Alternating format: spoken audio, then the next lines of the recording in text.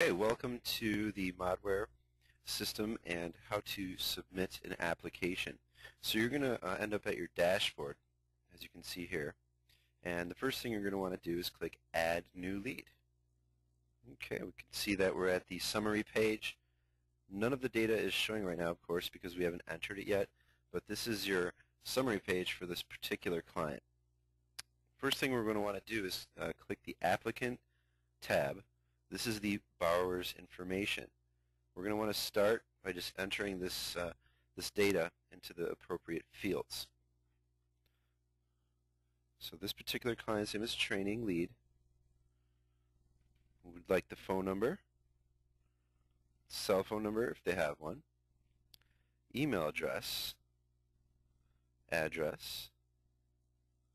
city, state, zip code, date of birth if you have it. If you don't have it during the initial interview, it's okay. Eventually we will need it though. Social Security as well. We're going to eventually need that, but if you don't have it during the initial interview, not a big deal. Best way to contact the client: phone, how do they hear about us, best time to contact the client, what language? You have Spanish or English as an option. Income information. Who's their employer? If you don't have that during the interview, no big deal. Contact at the client's employer's office. Say it's Jim and Jim's number. Pay amount. This is the gross monthly income for that particular borrower. Let's go with $3,000. Pay period. Say they get paid twice a month. Years employed. Additional information. If there are any special circumstances about the homeowner's property or income or anything, please provide us with that detail. It's very important.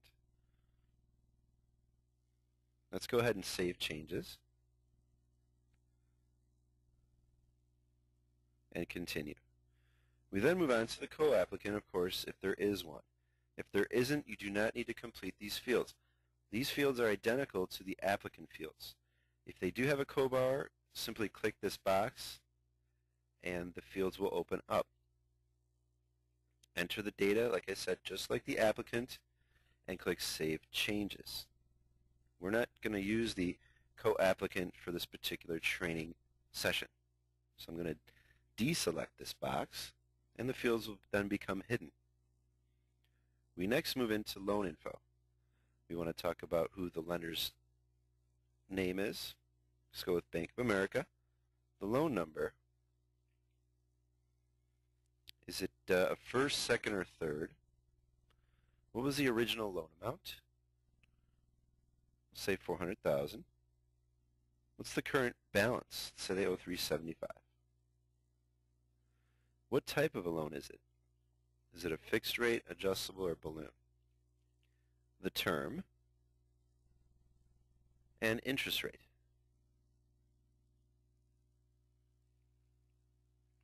We then move into the monthly payments for principal and interest, real estate taxes, assessments, hazard and home insurance, and of course mortgage insurance. So the principal and interest on this $400,000 loan, let's say, is $2,700. Real estate taxes, let's say they're $130 a month. Assessments, well, actually they might not have any assessments. Hazard and home insurance, let's go with $70 a month. Mortgage insurance, let's also go with $90. Let's click Save Changes and continue. You'll notice the document status field here. If we are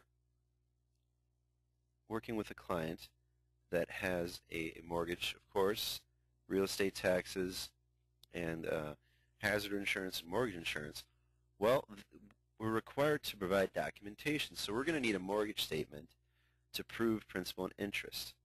So what we're going to want to do is select that we received the mortgage statement. We did receive real estate taxes. That could be, if they escrow, obviously within the mortgage statement.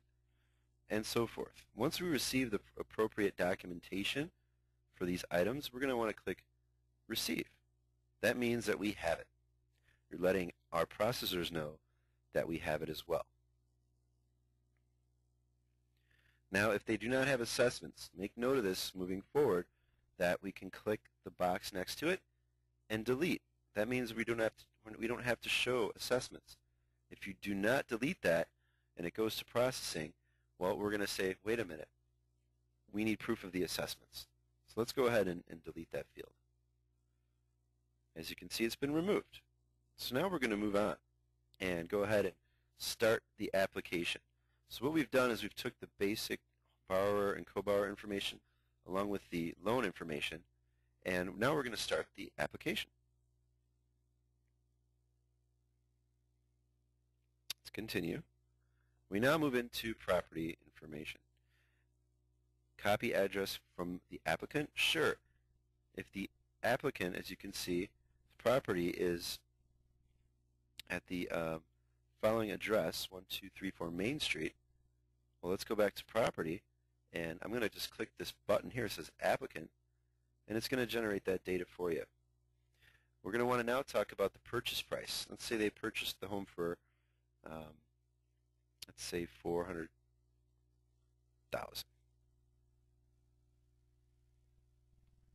What is the current property value? You can use Zillow, of course, to estimate that. Let's say it's $375,000. What type of property is it?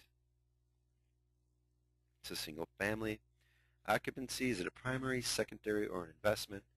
We'll go with property. Are you behind in your payments? Yes. If so, how many months? Let's go with 4. Let's talk about a good faith payment. How much can they come up with? Let's go with $1,500 and move forward accordingly. Does the client want to keep their property or sell their property? We'll say they want to keep it. And do they escrow their taxes and insurance? Yes. Homeowners insurance company. We'll go with State Farm. Policy number.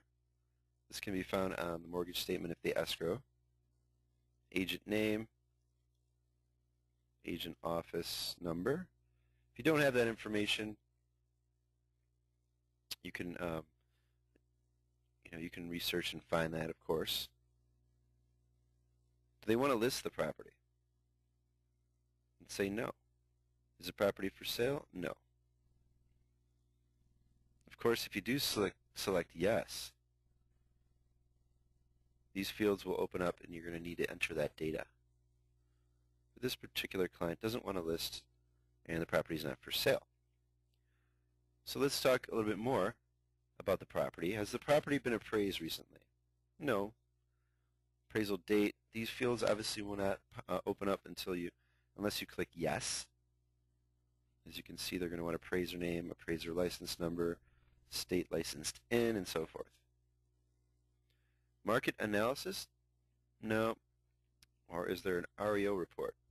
We'll go with no. Let's save these changes. Okay, we're going to continue now. Take note that once you've entered all the information up to property, you could then go ahead and go into finances, then click documentation, and here you'll be able to print and generate the contracts needed to send out to the client in order for us to move forward. So as you can see, we have a signed agreement, an authorization form, cease communication notice, and hardship letter.